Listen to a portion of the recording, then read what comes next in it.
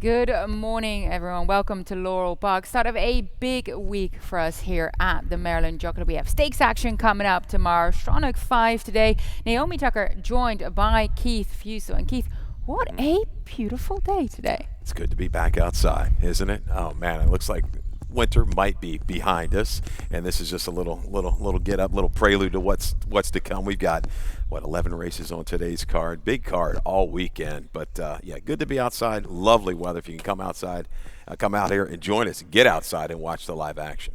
Absolutely. And we have live action on track today, but also the opportunity to join us for the big watch party. We are hosting that today throughout the day, 12 p.m. to 7 p.m. We have food and beverage specials.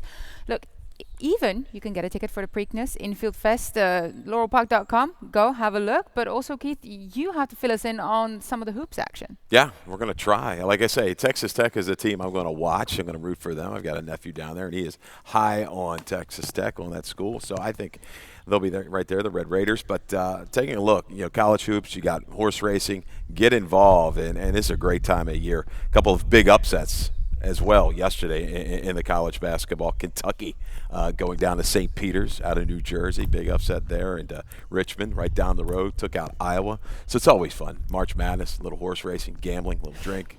Hey. Such a wonderful could be worse, day for right? it. Yeah. Oh, absolutely. Well, let's have a look at the current track conditions. We've already been teeing it up. It is a gorgeous day. Currently, temperatures are rising and the sun is out. Well, if this doesn't make the grass grow to prepare us for the turf season, I don't know what does. It's getting ready to pop. I already looked at my yard in the last couple of days. I'm like, I'm going to have to take out the mower or something here in about a week just to knock some of this stuff down. No, it's greening up. It's going to look great. We're not too far away. Bear with us. Yeah, we are counting down. No, we got the deep turf fields coming your way again. But look, we have 11 races for you. So let's get going. Race number 1, a maiden claiming event, $16,000 to $12,500, 6 furlongs at distance. Keith, we're dissimilar in our picks here. You landed on Icy Reply, the number 4 here for trainer Rudy Sanchez-Solon. Blinkers come off. This is going to be her. Well, she's actually going to come back from that routing trip that she tried last time where she was in the midst of things. She was in the midst of things, but when you talk barn changes, this is a barn change. Okay, you got a barn that hits over 40% off the claim. They had her entered for 25. The races got canceled that day. I like to move right back to 16. You go back to the debut race. I went back and looked at it at Delaware. Ran okay, ran into a little bit of trouble, but churned on. Horses that have been competitive for 25 out of that race. I'm going to go with the stats here. Rudy Sanchez-Solomon in a wide-open affair. Give me some value. I think we're going to get it still in Icy Reply. People will glaze over the lines here looking at a 0 buyer last time out, beating the pole. So we'll take our shot. True. I mean, I use Violet Jessup. If you look at her figure, she's run faster than any of the runners in this field thus far. She keeps finding herself sort of on the outskirts of the fields, covering a fair bit of ground, but she's taking some decent class relief today, getting down from that maiden 40 to the maiden 16. Yeah. So I think that she's very, very live in this, but also watch her tone. Looks to be very zippy. Early, she might just outgun Mo Fire for the early advantage. Could try. I think she is a little bit quicker. She rushed up after a little bit slow beginning last time out. Held on pretty good. Stayed on that left lead, Neil. I didn't like that. But this barn is sneaky good. They don't claim a ton, but when they do, they're a higher percentage. Last 3 years on the dirt, 2 for 4 and 3 for 4 in the money with maiden claimers first off the claim with a strong ROI of over $8. As I said, this is an open field, wide open field. I got to go for a little bit of value. The one, Please Marry Me, I'm going to talk about real quick. You look at the breeding. Looks like this filly should be in for a lot more. I mean, the mare ran like a lower 90 first time out, galloping. Lots of winning horses that ran well early. Please Marry Me, tap the total on that one. Toledo here for Tim Key. So you got kind of a leading rider edge, a little wake-up call there on the one. But a little interesting that she's only in for 16. That's got me worried as a Maryland bred. Yeah, I didn't use it, but if you look at that 101 and 4, she might have some gas in the morning. So I'll have to see if she can overcome that low draw, which I don't particularly like for the first-time starters. If they get away even a touch tardy or touch towards the rail, that might already mean that the race is done for them. So I kind of have to wait and see, although I do love the name, Please Marry Me. Of course, trainer Tim Keefe sends out this 3-year-old filly. Race number 2 is the start of the early pick 4. What have you got for us today, Keith? Early pick 4, yeah. It's only an $18 ticket. We're going to get you started 2 deep, 2 in the 4. Bourbon and Ice, Bartolino. If you want to throw one more stranger in, maybe the 7-day gods, but I'm going to keep this, $18 reasonable. 2 and 4 to get you started. Race 3 with the 1, 2, and 4. Jerry Robb going to be the best price, I would think, of the 3. Turning to race 4, leg 3 of that early pick 4 at 1, 6, and 7. We had a big scratch of the 4. Boss Man JJ was going to be a very short price in there. Wait for that one another day. Race 5, 5 and 7. They look like the chalks there in the 5th. $18 ticket. Again, we're not looking for the grand slam. If we can turn that 18 into $90, $200, we're very happy. Exactly. That's the kind of money that will get you set going into this weekend. Race number 2 is a nickel claimer, numbers of 3, a lifetime 6 furlongs a distance, and both you and I, Keith, are firmly aboard with Bourbon on Ice. If you key back to her race 2 starts ago, where she was in at the numbers of 3 level there as well, that was a tough field. She ran against a multitude of next out winners. The Wolfman came back to win an allowance, Maryland bred allowance, 75 buyer. And then Little Bold Bandit, who was 3rd behind him, and Quad 8s. They all came back to win as well. Yeah, keying up against the right kind. And I like the 2-back try especially. That's why I use this horse at a bigger price underneath. Last time, just didn't get it going against an okay field. That starter allowance, much too tough. This is back to the right kind of spot, the right condition.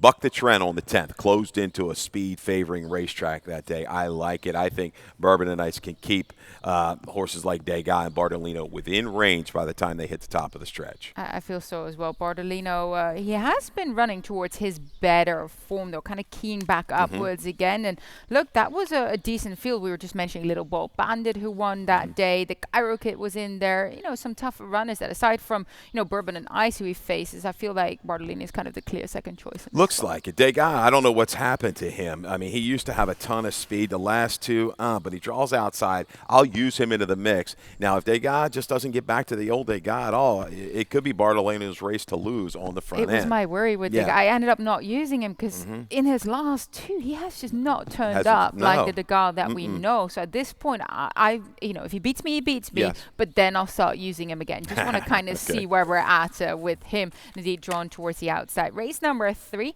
claiming 25 to 20,000, 5.5 furlongs, that minimum distance in here. And again, both of us land on the number 2, stronger than Dex for trainer Jerry Robb.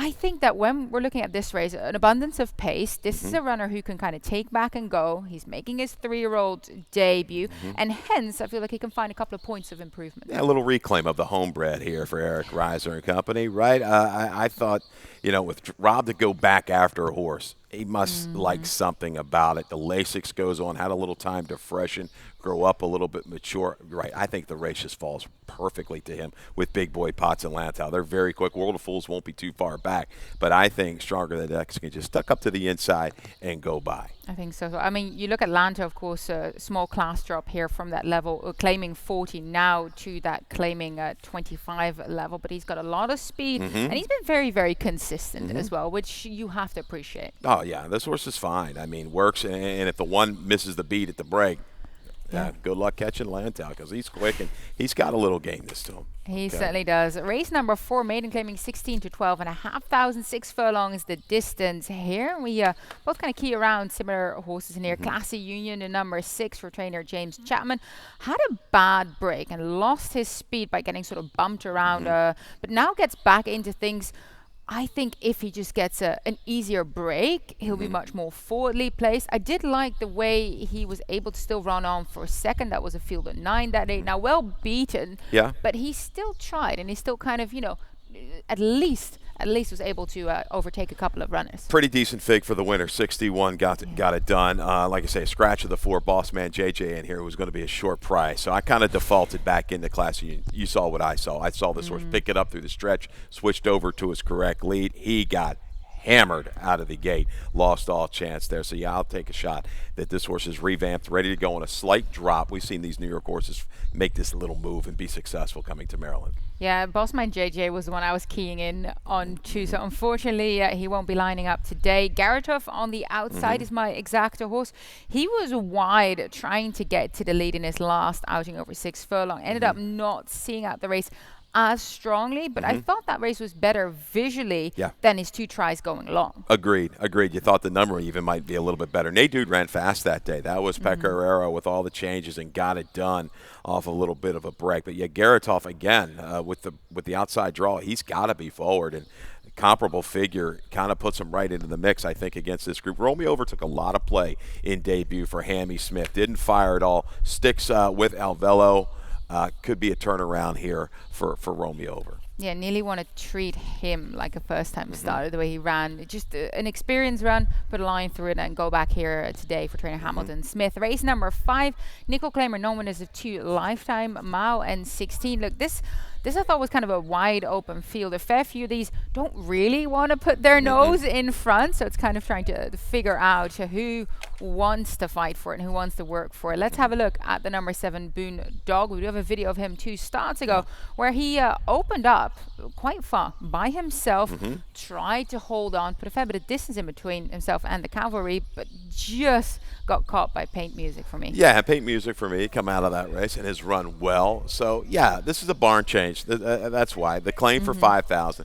Kieran waits, it does the right thing, comes right back at the same level. We showed a stat I think last week, Naomi, about Kieran with these horses back at a nickel. He's like 30%. Boondoggle, I think if he clears, he's gone. I think he can control it first time here. Getting in light with Alvelo, a little bit light. It gets a little bit break with the weights. But, yeah, Spice to Red, the horse to beat, though. Drop here, a little suspicious drop down to the nickel, trying to get some money back off of that claim. Yeah, I mean, he did go against a much tougher field last time out than he's fighting today. Actually, only just gave in belatedly, and I just wonder if he can put distance between himself. It depends on what Boondoggle does. If those two, ding-dong battle, that might not help him. But if Spice the Red clears early, I'm not sure how eager any of these in here are to really gun him down before the wire. Yeah, this first quarter of a mile is going to be key for my top selection, no doubt about it. If he doesn't see the lead and get a chance to drop over and relax, I'm going to be in real trouble. I've been there before. I know that. Look, I've been reaching home horses saying, can the wire please be here a furlong early? Yes. So, no, I'm with you. On that note, we'll take a quick break and we'll be right back. You got it.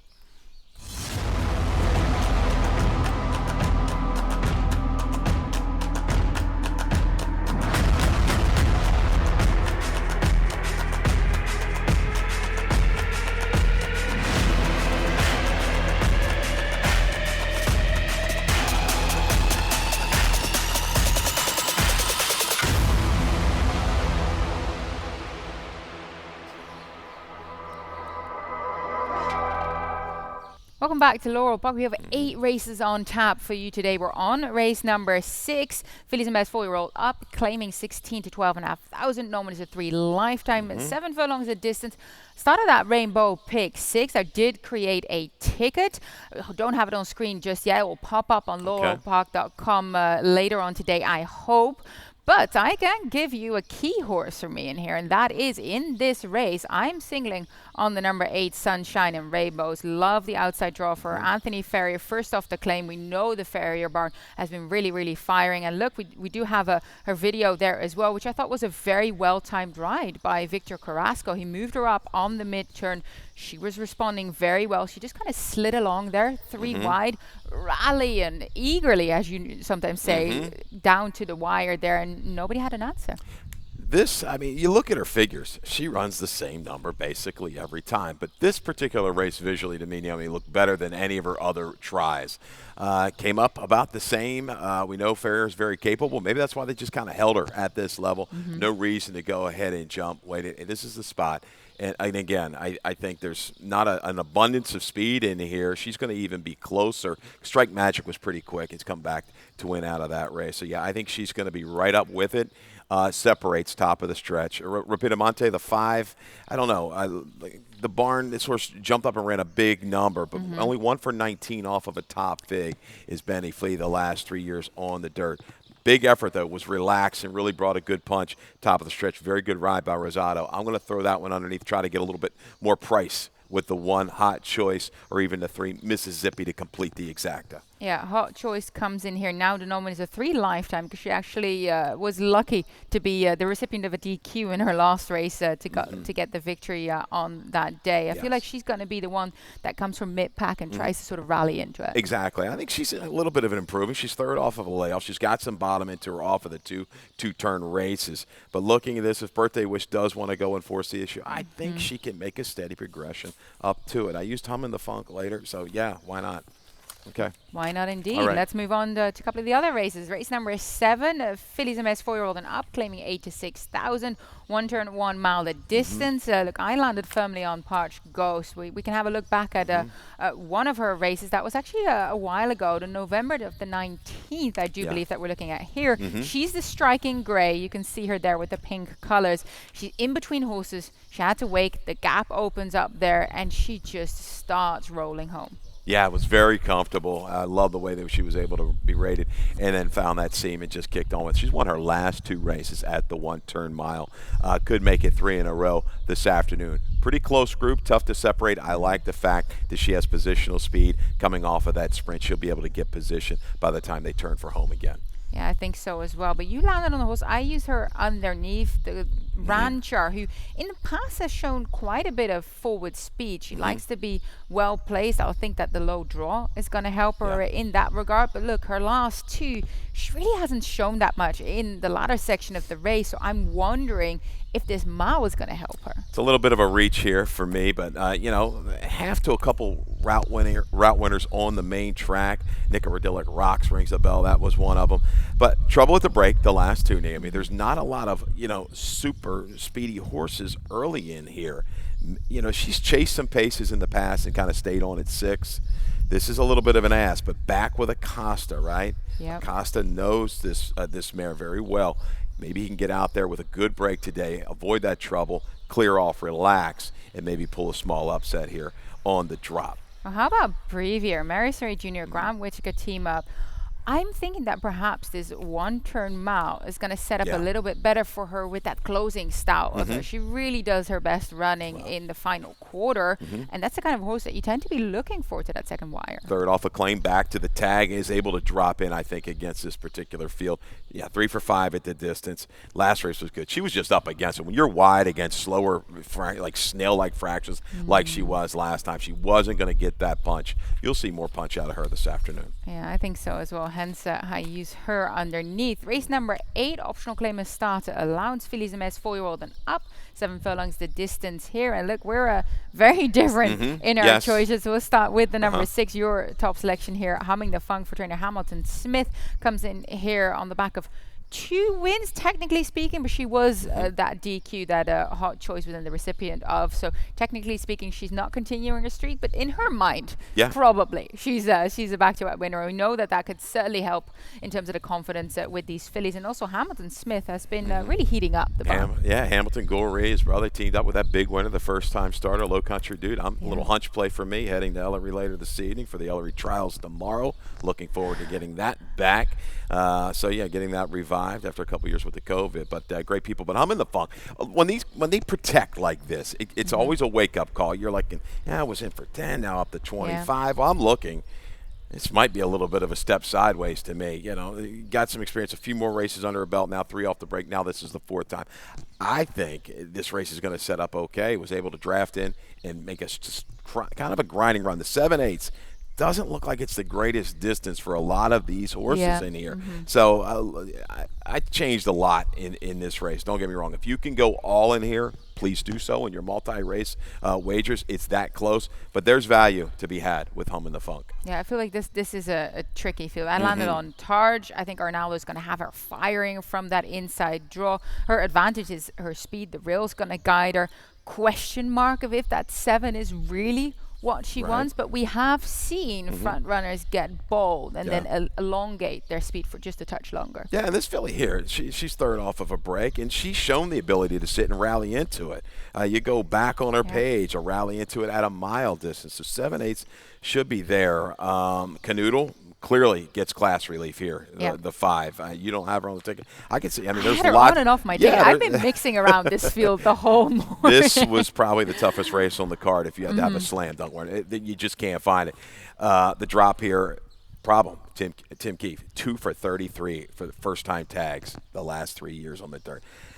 That kills me a little bit. But the blinkers go on. Should be able to lay close enough.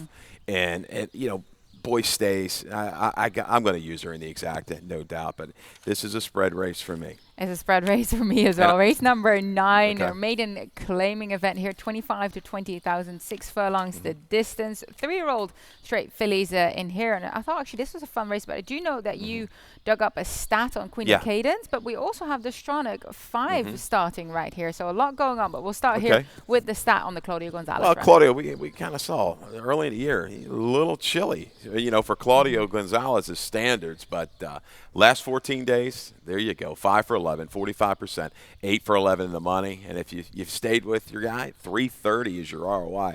Very strong ROI for Claudio Gonzalez. Source had a lot of issues last time pre-race. Broke through the gate, just took the starch out of her. I liked her in there, got the lead, faded. Turning back in distance, I'm a little worrisome because she doesn't have, sharp speed. But she might be able to grind against this kind of field and be in the mix because my top selection, big price here, you got her in the mix, is the 7, My Sister Clary, Kelly Lynn Dieter, Price and Butterfly. Comes out of a fast race. Broke sharp from the inside, had to steady ever so slightly off of the winner that day.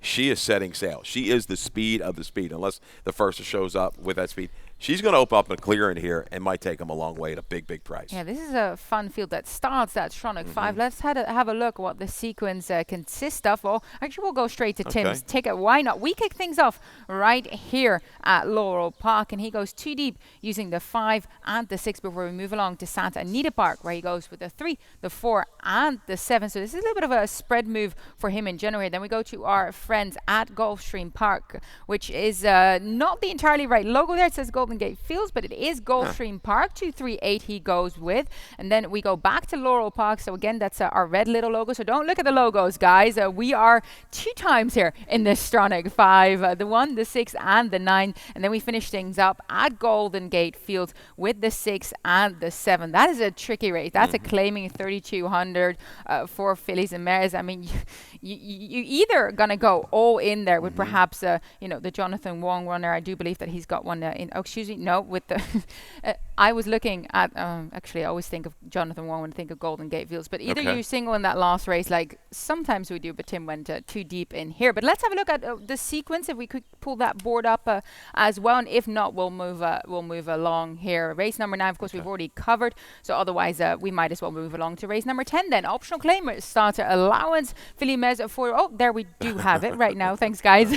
Maryland Jockey Club, race number 9 is the first leg. Santa Anita Park, race 3. Gulfstream Park is sandwiched in the middle, race number 9, and then we're back with us again in our nightcap, leg D, and then we finish things off strongly. Golden Gate Fields, race number 3. Race number 10, optional claim is starter allowance, 5.5 furlongs the distance there. Fillies and mares, 4-year-old and up. And let's have a look at the number 2. Well, actually not the number 2 because she's out, but it's the same race that we're going to key up in here. Escape Fund and Heated were in there. Both you and I guess in a way by default, I did have her on top in general.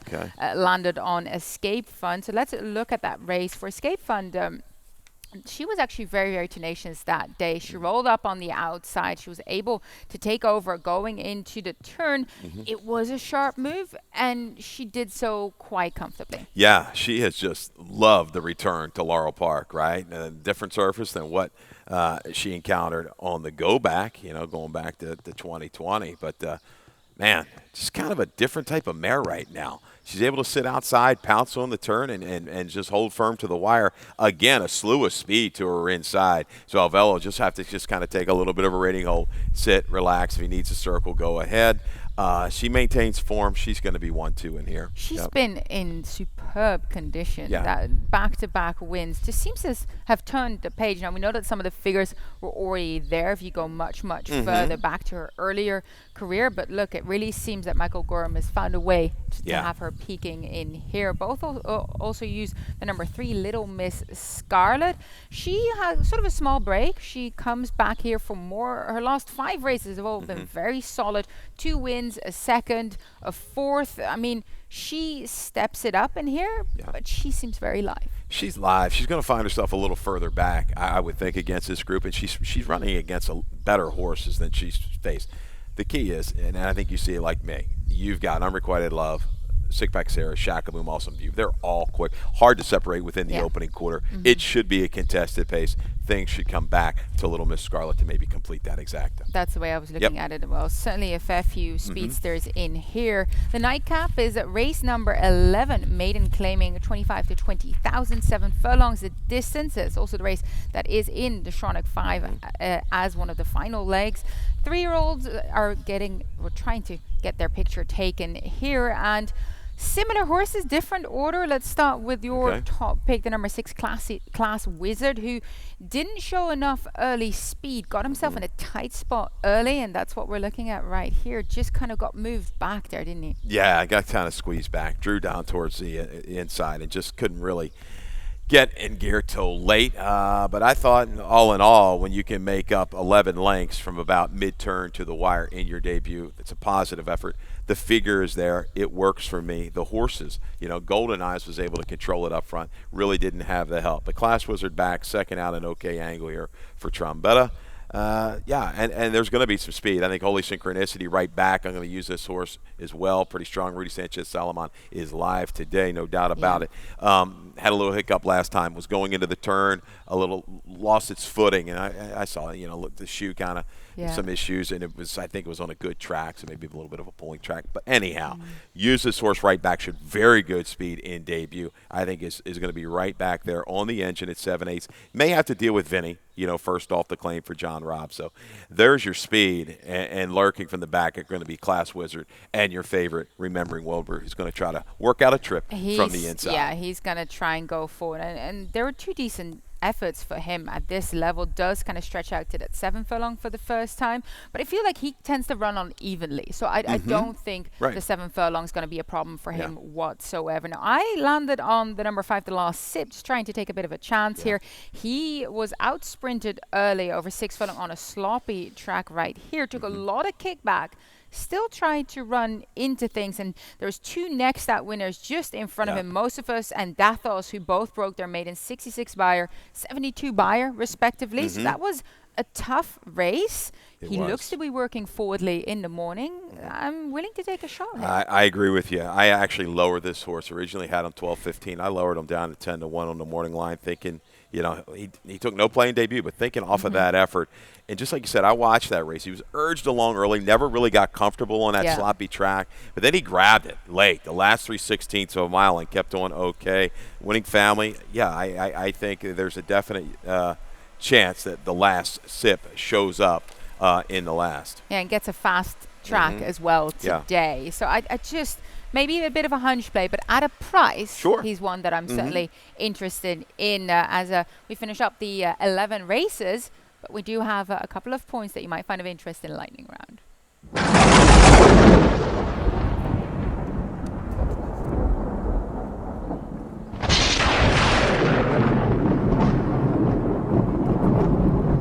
When it comes to the standings, the trainers' battle has really started to heat up. Not much separating the top 3 here. Jerry Robb just in front of Claudio Gonzalez, with Jamie Ness in a close 3rd. Yeah, it's good. Competition. It's what you want, and we talked about it again. If you're new to the game and you're thinking, hey man, this really interests me, I wouldn't mind owning a racehorse. Come down to the paddock, maybe meet up with some of these trainers. I'm sure they're always willing to add to the stable. Hit at a high clip. That's what you need if you're going to own a horse. You got to pay the bills, right? So you got to hit the board, and they're all capable trainers. Yeah, very good to see that tight of a race right now. Yeah, very well. When we come to the jockey stands, we do have a clear leader there. Jevian Toledo leads by 34 winners. Victor Carrasco in second by 23, and then followed by Jean Ovello with 23 as well. Yeah. He's been doing, he's been catching people's eyes. He could definitely make a late push here to challenge Toledo. Absolutely. We already keyed up the Shronic 5, but let's have a look at that sequence again. Starts in race number 9 today. Santa Anita Park is leg B. Leg C, our sister track, Gulfstream Park. And then back with us again for leg D in our nightcap. And then we close things off with our friends at Golden Gate Fields, race number 3. Time on time again, this popular wager has paid out. So have a look. get your tickets in on time and play with us on this Stronach 5 Friday. A bit more international news for one of our local stables. Wonder where Craig has arrived in Dubai. Assistant trainer to Brittany Russell, Amanda Olds, tweeted out a couple of lovely pictures of him. I think it said, "Wonder where Craig is, so does he." Welcome to Dubai, buddy. And the recent winner of the Fireplug Stakes gave Brittany Russell a first graded stakes win in New York in the Bold Ruler. What a horse he's already been for the stable so far. Yeah, he's on a bit of a roll right now. He is fast, no doubt about it. He'll be making his presence known over there. Yeah, it's got to be interesting, for everybody involved, right? The whole team, but especially the horse. You're like, okay, what's going on here? I'm not used to this kind of a trip. Oh, it's warm here. Oh, look, we're having a lovely weather too, but is planning on lining up in the Group 1 Dubai Golden Shaheen, 6 furlongs, $2 million US.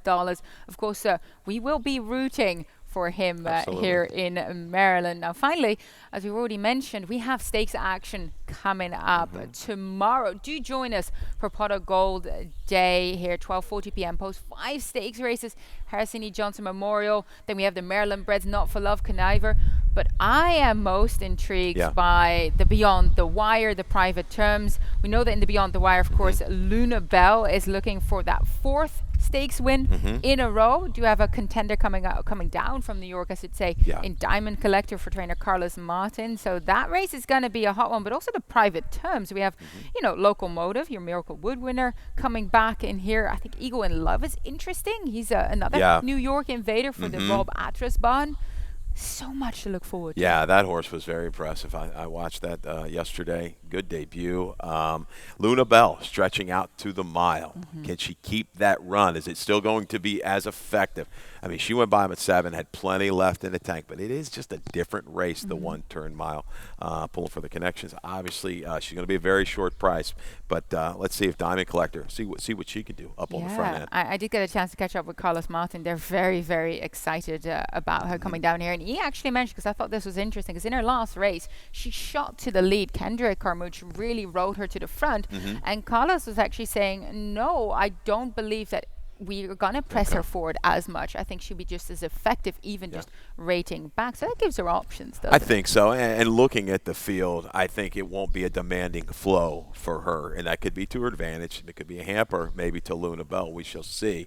But, yeah, it should be a good horse race. Luna Bell has been ultra impressive, even with the adversity that she had last time going down into the far turn. She was able to recover and just roll on by. A good set of races. And, everybody looking forward to it. Yeah, 12:40 p.m. post. Do come and join us on this gorgeous Saturday full of top-class action and deep fields as well. That will wrap it up for us this morning. We'll send it upstairs to Dave Rotman with scratches and changes. All right, good luck.